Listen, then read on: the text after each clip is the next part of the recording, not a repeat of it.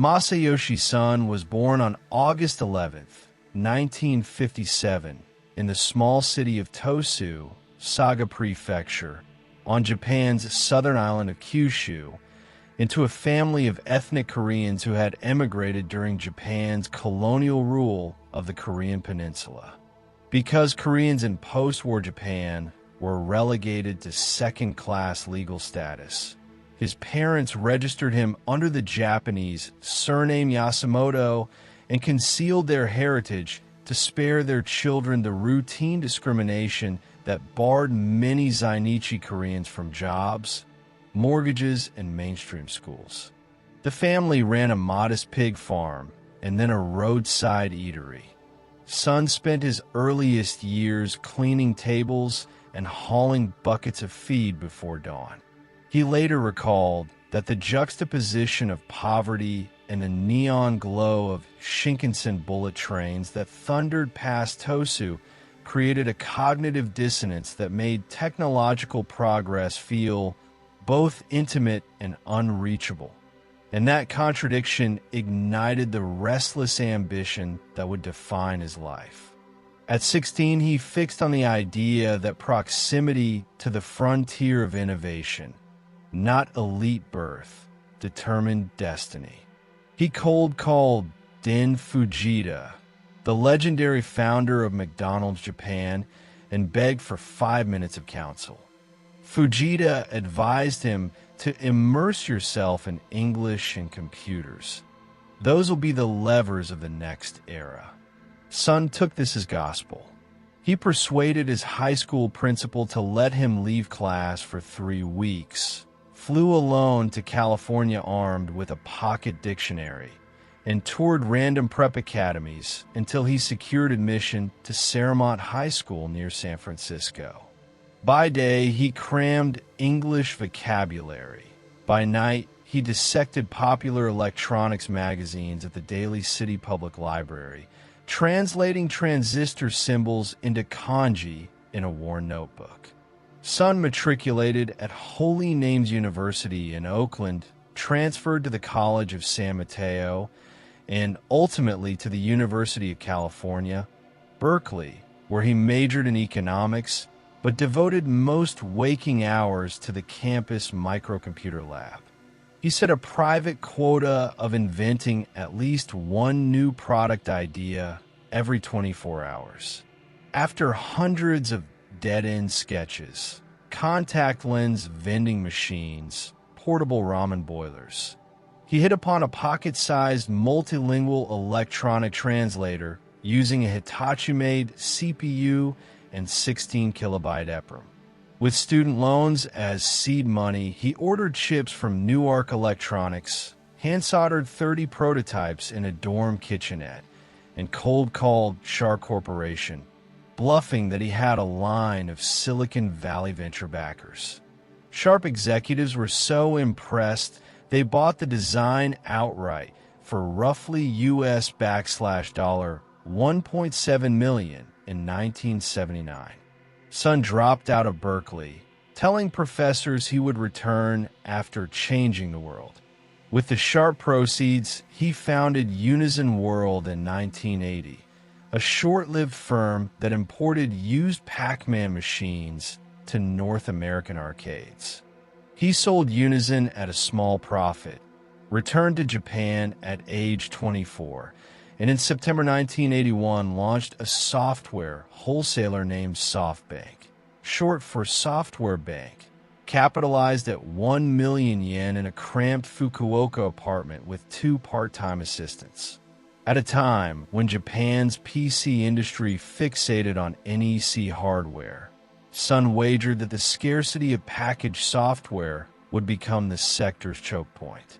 He drove a Daihatsu van to literally every electronics store between Kagoshima and Sapporo, offering 30-day credit terms on floppy disk game titles sourced from tiny American studios. Within 18 months, SoftBank generated 2.3 billion yen in sales and secured exclusive distribution rights for VisiCalc, Lotus 123, and Ashton Tate's D-base in Japan. To diversify risk, Son launched ASCII SoftBank Publishing in 1982, licensing Byte magazine translations and releasing Japan's first consumer software catalog. In 1986, he negotiated a fateful partnership with Ziff Davis that granted SoftBank rights to publish Japanese editions of PC Magazine and PC Week. The revenue financed the SoftBank Creative Trade Show division, which by 1988 had co-produced Tokyo Macworld Expo and Comdex Japan, attracting 250,000 attendees and solidifying SoftBank as the connective tissue between Silicon Valley and Japan's PC retailers. Son's managerial style fused brutal work tempo, 90-hour weeks, midnight faxes, with almost messianic loyalty rituals. New hires memorized the company's information revolution, oath, and performed morning calisthenics to American pop songs because Son believed English lyrics subliminally seeded global ambition. In 1992, he moved headquarters to Tokyo's Akasaka district, financed a 60 billion yen acquisition binge of niche software outfits, and caught the attention of Bill Gates, who offered SoftBank the exclusive Japanese distributorship of Windows 95. The launch night in November 1995 featured department stores opening at midnight and queues snaking around Shinjuku blocks, an event many commentators credit with catapulting Japan's consumer PC penetration from single digits to above 30% in 2 years. SoftBank's revenue topped 500 billion yen. Son was still in his late 30s, yet he remained leveraged. By 1996, SoftBank's debt-to-equity ratio exceeded 10-1, alarming bankers. Instead of deleveraging, Son executed a high-wire strategy that would become his hallmark, borrowing more to accelerate beyond the inflection point. He issued 120 billion yen in convertible bonds and purchased 80% of Ziff Davis for $2.1 billion, then the largest media acquisition by a Japanese firm in the United States. The deal came with the Comdex trade show franchise, which generated enough free cash to cover SoftBank's interest bills. While conventional Japanese conglomerates fretted about the Asian financial crisis, Son scanned Silicon Valley garage startups. In January 2000, he committed $$20 million for a 34% stake in an obscure Hangzhou business-to-business portal called Alibaba, after a dinner with Jack Ma lasting less than 5 hours. That single wager would later be worth over $130 billion, the most lucrative tech investment ever recorded. Simultaneously, he poured capital into Yahoo Incorporated, acquiring 36% and launching Yahoo Japan as a joint venture. Within 2 years, Yahoo Japan's portal dominated Japanese web traffic and pioneered auction listings in a nation long skeptical of peer-to-peer commerce. The dot-com bubble crash of 2000 vaporized trillions. SoftBank's market cap collapsed 98%, from $180 billion to under $3 billion. In one brutal February week, Son saw his personal paper fortune shrink by almost $70 billion, at the time the largest single wealth evaporation in modern history. Analysts predicted bankruptcy, but Son clawed back by listing Yahoo Japan on the Tokyo Stock Exchange, divesting Ziff Davis print assets, and securitizing future Comdex revenues. Crucially, he retained Alibaba and Yahoo core stakes. By 2005, SoftBank was cash flow positive again, setting the stage for its pivot from software to telecom. In March 2006, Son bought Vodafone Japan for $15 billion, rebranding it as SoftBank Mobile. Observers called the move quixotic. Japan's wireless market was saturated and Docomo enjoyed a near monopoly on 3G spectrum. But Son leveraged the Apple ecosystem. He negotiated directly with Steve Jobs during a marathon meeting in Cupertino, winning exclusive Japanese carrier rights for the iPhone in 2008. Competitors dismissed the device's lack of emoji and mobile wallet functions. Within 12 months, SoftBank Mobile was adding 1 million subscribers per quarter, cutting heavy debt with operating cash flow and planting Son firmly back on Bloomberg's billionaires ranking. His appetite only grew. In 2013, SoftBank paid $21.6 billion for 78% of U.S. carrier Sprint, aiming to merge it with T-Mobile. Regulators blocked the tie-up for years. Sprint bled subscribers, and SoftBank eventually ceded control after T-Mobile's parent Deutsche Telekom negotiated more favorable terms. The episode reinforced the volatility of Son's strategy. Audacious bets could yield Alibaba-scale windfalls or multi-billion write-downs. Undeterred, he orchestrated the most ambitious capital pool in venture history. Announced in October 2016, the $100 billion SoftBank Vision Fund drew $45 billion from Saudi Arabia's Public Investment Fund, $15 billion from Abu Dhabi's Mubadala, and the balance from Apple, Qualcomm, and SoftBank itself. Son pitched the fund as fuel for a planetary information revolution: artificial intelligence, ride-sharing, IoT, and frontier biotech. Within 3 years, the Vision Fund had deployed over $80 billion across more than 80 companies: Uber, Didi, Grab, Ola, DoorDash, WeWork, Arm, Guardant Health, Slack, NVIDIA warrants, and deep stakes in chip startups like Graphcore and Sambanova. His due diligence method prized founder charisma and total addressable market over traditional margin metrics, arguing that AI would create winner-take-all dynamics.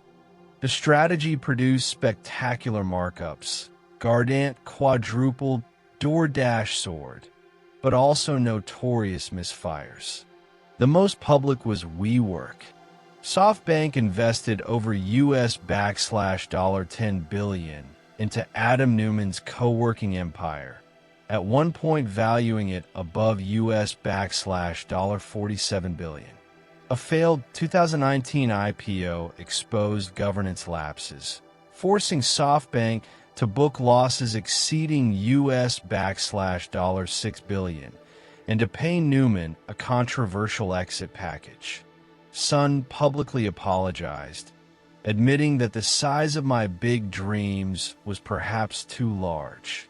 Vision Fund losses totaled $18.5 billion that fiscal year, prompting investor skepticism about Son's judgment.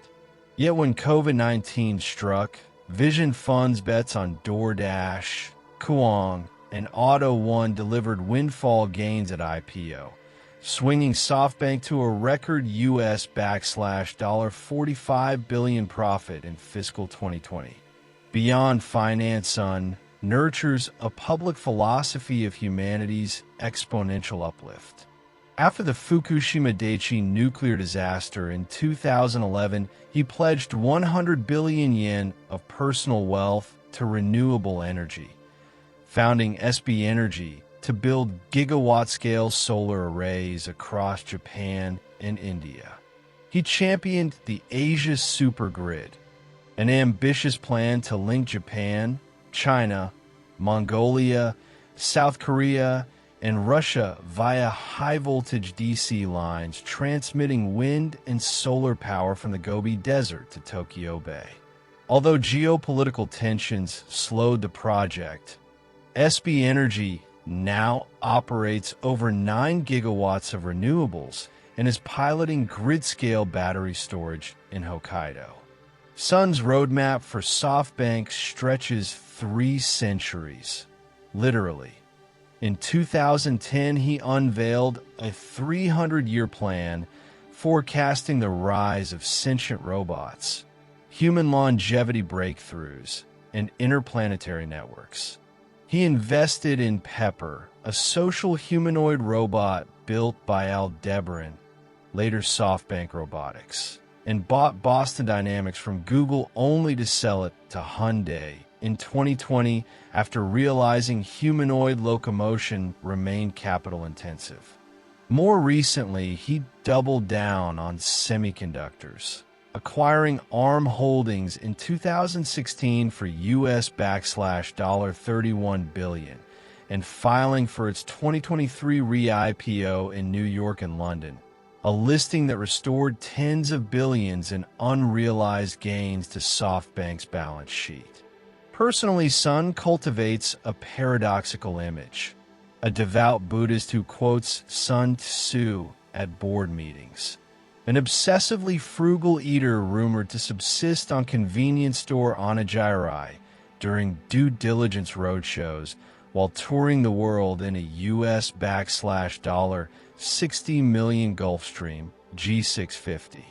He lives in a 3-acre estate in Tokyo's Azabu with his wife, Masami, and 2 daughters, but rarely spends more than a week in one location. His risk tolerance is legendarily high.